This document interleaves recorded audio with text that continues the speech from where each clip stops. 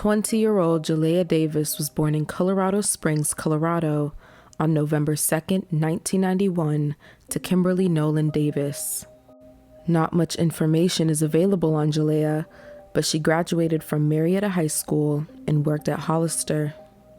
From her pictures, she seemed like an outgoing and sociable young woman who adored her family. On the Saturday night of November 19th, 2011, Jaleayah left her house to spend her evening with her friend Kristen, whom she had only known for several months. Throughout the evening, she linked up with 3 of her other friends named Jordan, Freddie, and Katie, and kept in touch with her mother and her sister Toby, but later that night, Toby would receive a rather unusual call from Jaleayah. At 3:28 a.m., Jaleayah asked her sister Toby to come pick her up from a gas station, while also screaming at her friend Kristen to give her her keys before hanging up. Just 5 minutes later, Jaleayah called her back and changed the pickup location to a rest stop off of Interstate 77, just across the border of West Virginia. However, during this call, Toby recalled Jaleayah sounding hysterical. She was crying, cursing, and calling Kristen all types of names, and when Toby asked her what was going on and what was wrong, Jaleayah replied, "I will tell you when you get here." These would be some of the last words that her family would hear of Jaleayah. At 3:48 a.m., only 20 minutes later, a truck driver would call police to report what appeared to be a dead body in the passing lane of the interstate. The body would later be identified as Jaleayah Davis, and the conditions in which she was found when her sister arrived at the grisly scene was nothing short of horrific. According to Jaleayah's mother, Kim, her body was found naked from the waist up, her head was decapitated, her right breast was missing, and one of her legs was broken in half. Responders at the scene said they found Jaleayah's car a fifth of a mile up the road, still running, with the doors locked and the headlights on.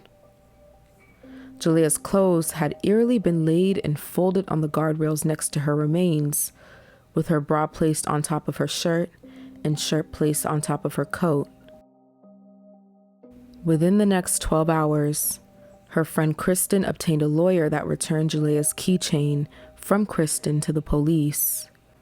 After a 16-month investigation, the police concluded that Jaleayah had been driving and was ejected from the driver's side window after striking a guardrail. She was then hit by a tractor trailer soon after in the passing traffic lane. The Ohio Medical Examiner's Office ruled Jaleayah's death an accident, with alcohol being a contributing factor. Subsequently, the Wood County Sheriff's Office considered the case closed. However, her mother, Kim Davis, and other independent investigators maintain that the evidence indicates something different. They believe that Jaleayah had been hit by her own vehicle and that she fatally struck her head on a guardrail post. From there, the driver kept moving at a high rate of speed, smashing Jaleayah's head against other posts as the car dragged her body 82 feet into the passing lane, where her body was found. Most likely, when her body was pulled from the car, her shirt, jacket, and bra were pulled off as well. In addition, Kim has pointed out that 3 of the individuals who had been with Jaleayah that night, Kristen, Katie, and Freddie, were the children of current or former Parkersburg police officers and have all denied being at the scene. The case took an odd turn in 2013 when Ember Stafford, a Marietta resident who claimed to be a witness to the wreck, was sentenced to 6 months in jail for making a false report.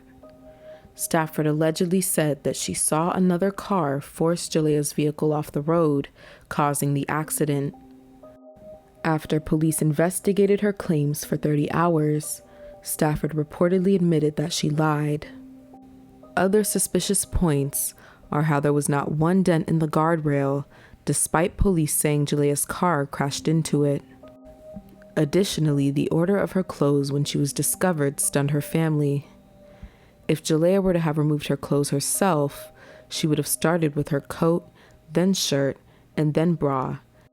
That should have been the order in which they were found, and not the other way around.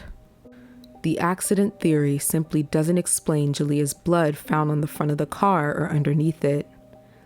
It also doesn't explain how Jaleayah's clothing was found neatly folded and placed on a guardrail. In April of 2013, the internet activist group Anonymous claimed its members would be taking action to expose an alleged police cover-up in the Davis case. However, to date, nothing has come of any such action. Jaleayah's mother Kim and sister Toby Davis have kept the case actively discussed online via the Facebook page Justice for Jaleayah. Additionally, Kim continues to share files she has obtained through the Freedom of Information Act on her daughter's case and raises questions that they bring up.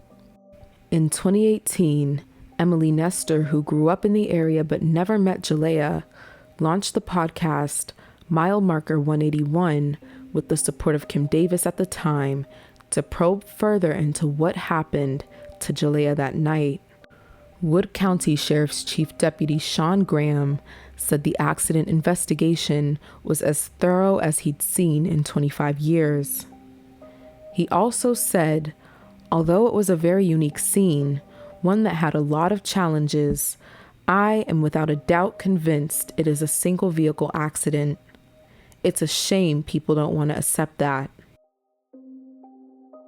Would you agree and believe that it's an accident? Or do you think something more sinister took place? Comment below your thoughts and what you make of this case. Please visit the family's GoFundMe page below, and thank you for watching.